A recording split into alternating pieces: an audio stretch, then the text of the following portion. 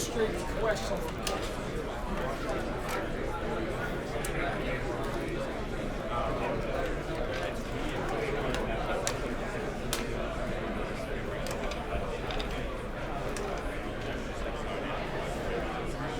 What's up, everybody?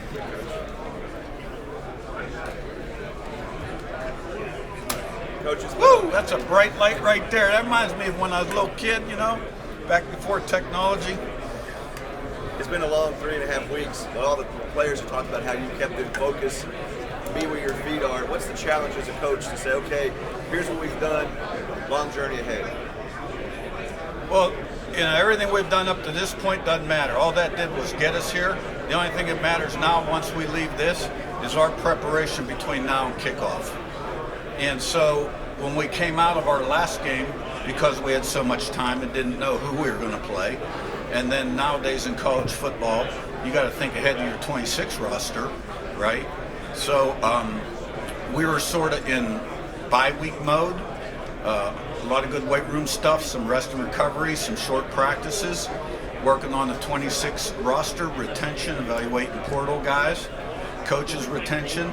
Once we knew who the opponent was, the next day for the coaches was a Sunday. And then the next day for the players was a Monday, and so on and so forth. Up until the 24th, which normally would have been a Thursday practice, wanted the players to be able to get home for Christmas.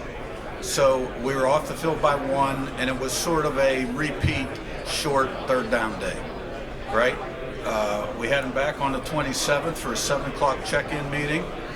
And then the next day, what normally would have been a Monday again, all right, was a Monday in terms of reps and tempo, but it was red area work, right? And then we caught up on our Tuesday with a little more red area. Yesterday was third down. Today will be a normal Thursday. Tomorrow will be a walkthrough. Go play the game. You know about the Bama mystique. How do you convince the players that you're playing this team, you're not playing all that tradition? You probably know more about the mystique than they do. I mean, our guys just know what they see on tape. Coach, I know the ultimate goal obviously is to win a championship, but how much can you appreciate what your guys have done already just to get to this moment and to do so much good for the IU Nation? The only goal right now is to have as good a day as we can today. We got progress to make in our preparation, and when we get done today and this morning with the media, it's important we have a great day, and that we have a realistic perspective of what it's going to take to meet this challenge and give ourselves the best opportunity. What you're talking about are things in the past which, you know, I've probably fielded that question 100 times, right? But it's a good question. And it's great. There's a lot of excitement, but we're here to play in a playoff game, and our 100% focus is on the here and now. Coach, for how long of that game you're trying to get ready for the next opponent? For a while you're thinking you're playing Oklahoma. What was it like watching that game and realizing who you're going to get? Yeah, I did get to watch the game, and you're right. Early on, Oklahoma built a lead, and then a true test Alabama's character and resiliency to come back on the road in a playoff game, hostile environment, and win that football game. I think it says a lot about their football team. So, you know, Alabama is a great football team. Kalen DeBoer is a great coach. I've been following him for a long time because our backgrounds are similar. He's come a long way from the Canyon Coyotes. Figured I'd throw that one in there.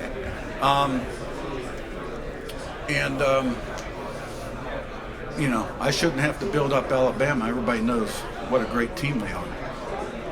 So it was an interesting game. It was just good to get our opponent defined.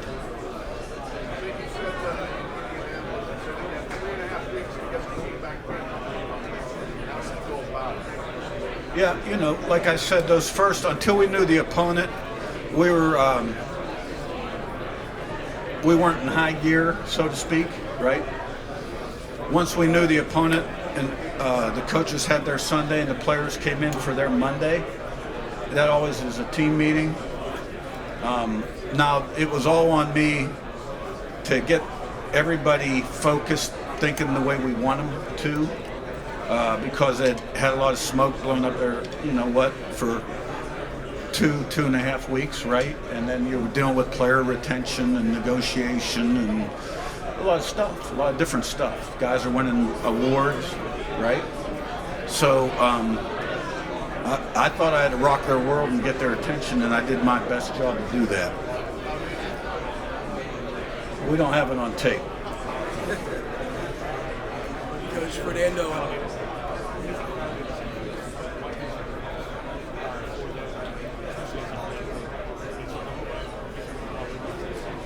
I think Alabama's got a really good defense. They got a lot of great players and a lot of depth. And K. Womack and the defensive staff do a great job putting them in positions to be successful. And I think they're tough. Coach Fernando's done so many good things for y'all this year. Is there one thing as a coach that you appreciate what you're seeing for him as you get ready for Alabama coming up this week? Well, I think the things he's done in the past has been documented pretty well.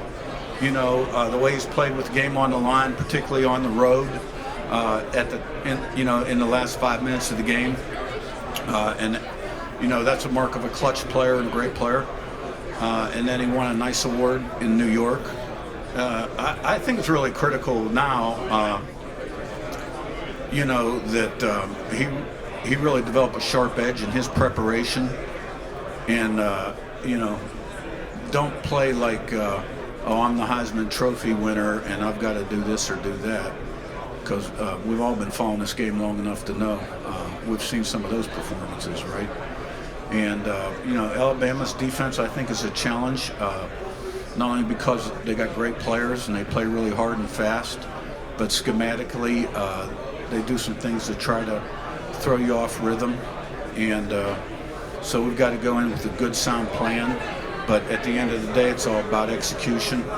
Left tackle doing his job, running back, receiver, and Fernando being on point. You mentioned retention and portal stuff. How do you go about monitoring who you expect to be available and then evaluating guys who might be potential fits for the 26 roster? Yeah, well, you know, they all say something on Twitter nowadays, right? So you know who's planning on going out, and it's easy for the recruiting department to make a PFF tape on them, and because you know you can't talk to them until the portal opens on the 2nd. So when it does open, how do you farm out the responsibilities of making contact with those players to, you know, start that recruiting process, or however you define it? Yeah, well, I'm not going to tell you all our secrets.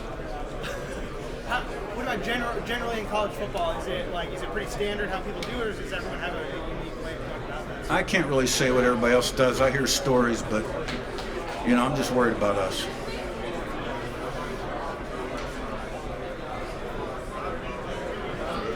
Good?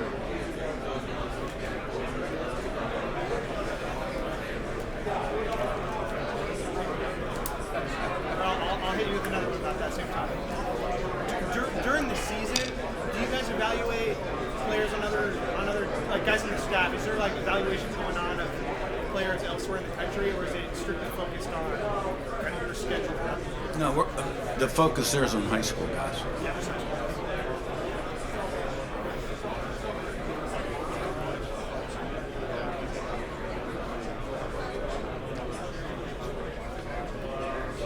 Jeff. I think we knocked it out. I think we got it knocked out. I think we have it knocked out. Thank you, guys.